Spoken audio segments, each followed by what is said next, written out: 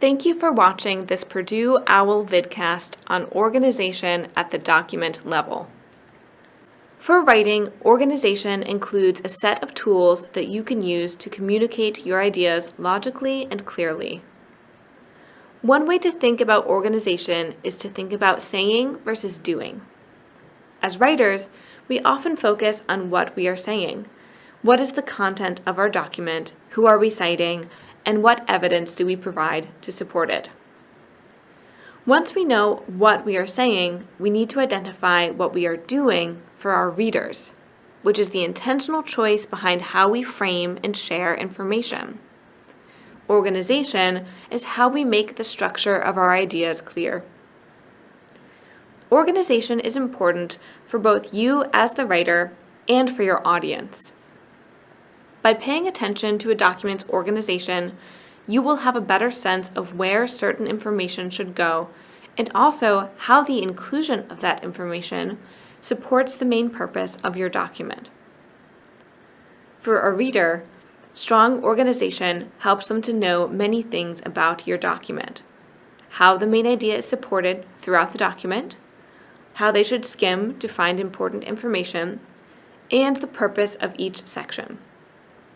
Attention to organization helps readers to understand why you're sharing certain information with them at certain times, which improves how they engage with your document.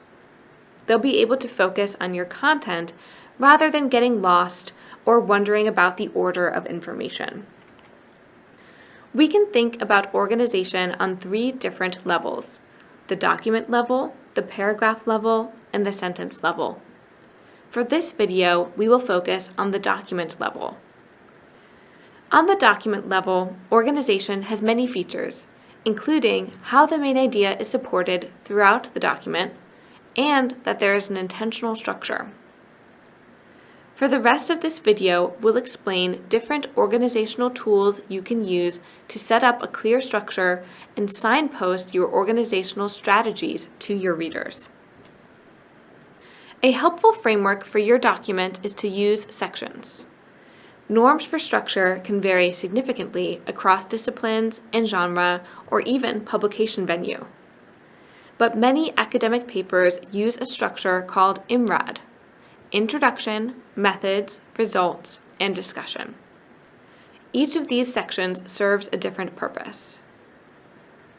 For non-research papers or in non-STEM fields, you might have completely different sections.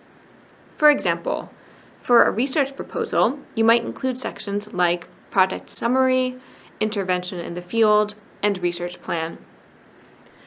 For a humanities paper, you might have an introduction, literature review, analysis, and conclusion.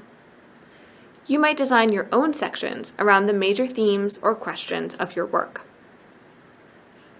Sections can either be clearly marked using headings, or they might be visible under the surface of a piece. Whether or not you will be labeling your sections in your final draft, you will likely find it helpful to think about the sections of your document while outlining and drafting. Headings and subheadings divide sections and help readers know what information to find in each section, which makes a document easy to skim. Headings can divide standard sections like methods and results, or organize sections around your main ideas, such as the role of regret in Pride and Prejudice for 1, and the role of regret in Persuasion for 2. Subheadings further divide your sections based on the smaller components of your ideas.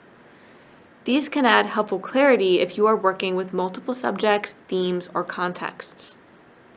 In the example on the slide, the main section heading is Method, with the subheading of Participants. Other subheadings might divide different part of this study's methods, such as variables, procedures, and controls. Whether you include headings in your final piece often depends on your field or where you're publishing. Signposting language includes terms and phrases to help a reader track your ideas easily. This can include using key terms in your field, like the names of important theories or methods, so the readers know where to place your ideas. It can also mean using consistent language to talk about your ideas. Particularly if you take the time to introduce and define a unique concept, you should then continue to refer to it in the same way throughout your document. This makes your key claims easier for a reader to follow. You can also use decisive verbs to describe what you're doing. These include terms like compare, extend, challenge, question, qualify, and apply. Finally, meta-language includes any writing where you refer to yourself or your own work, such as, Chapter 2 will discuss, or I will analyze these limitations in the conclusion. Using meta-language can be very helpful to tell a reader exactly what to expect and where to find it. It's most often used in a paper's introduction, where it can serve as a roadmap to your ideas. This can be especially helpful if you have a long or complex piece. Meta-language is also particularly useful when you want to indicate a connection from one section to another, so that a reader knows you will follow up on a particular point. Say, for example, you think a reader might object that you're not addressing an important concern, but you plan to focus on it later. Meta-language, such as, which I will address in Chapter 3, can prevent these kinds of reader concerns. You should be cautious of overusing meta-language. Sometimes it can clutter your argument, and you would be better off stating your point directly. If you find yourself using meta-language to avoid making a difficult connection or argument, try stating your ideas straightforwardly instead. Keep in mind that meta-language is mostly useful to guide a reader through your work's organization rather than through your ideas themselves. Meta-language is also a convention that can be highly field and genre dependent. Research proposals, for example, frequently use meta-language such as I will argue. But on the other hand, a book review would rarely use this kind of language. If you're not sure of the conventions in your field or the kind of document you're writing, you may want to check whether published writing in your field uses these kinds of phrases. If you'd like to keep learning more, you can also check out our video on organization at the paragraph level. You can also find more information about graduate writing on the Purdue OWL website. Thanks for watching.